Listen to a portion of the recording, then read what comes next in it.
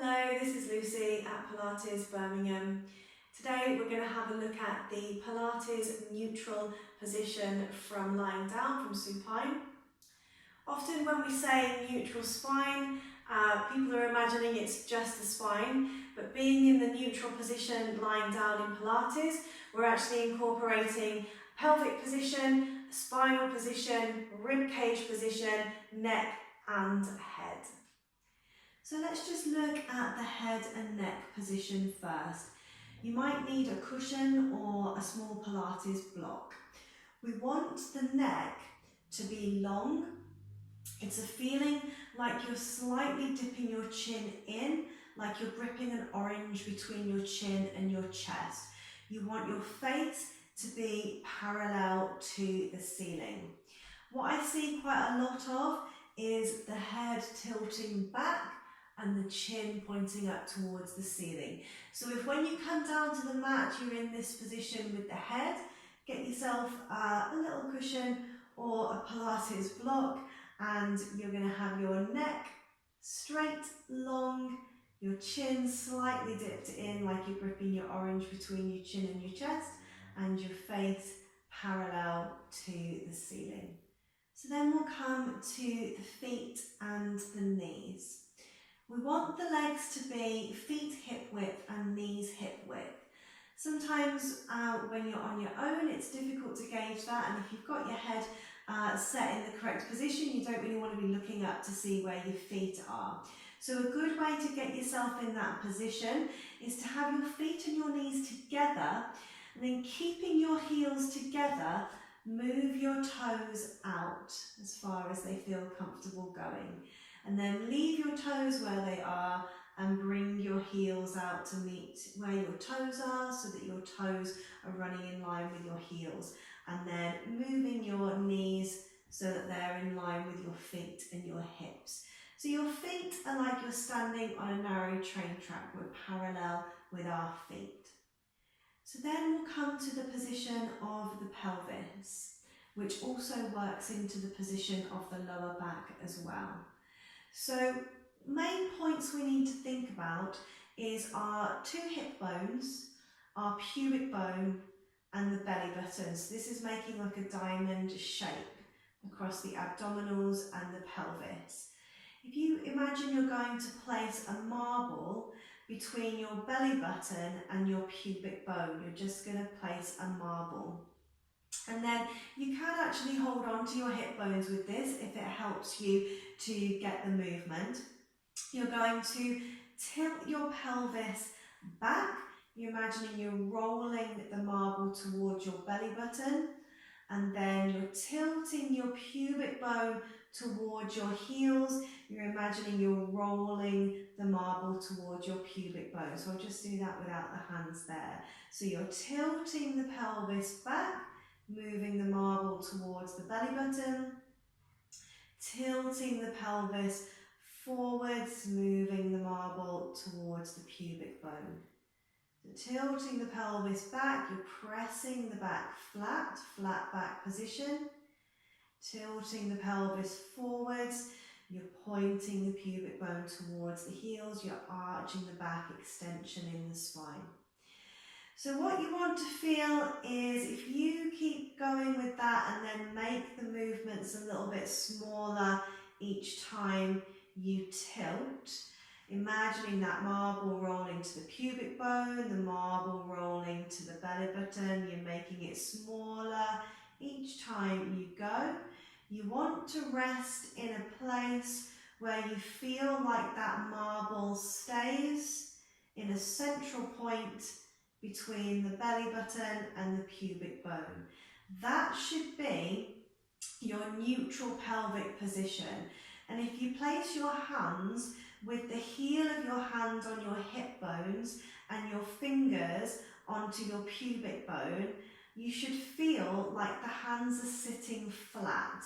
It shouldn't feel like the fingers are pointing to the knees, and it shouldn't feel like the fingers are pointing to the heels. You should feel like the hands are flat so that you've got your hip bone and your pubic bone sitting level. So when we come into, this is what's called a neutral pelvic position, this should and usually does bring the spine into its natural curve. So you've got a neutral lower back position as well.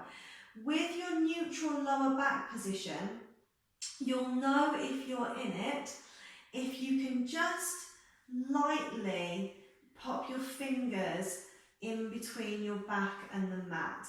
There shouldn't be a lot of space in between your back and the mat, because that means you're arching and usually your pubic bone is going to be tilting down.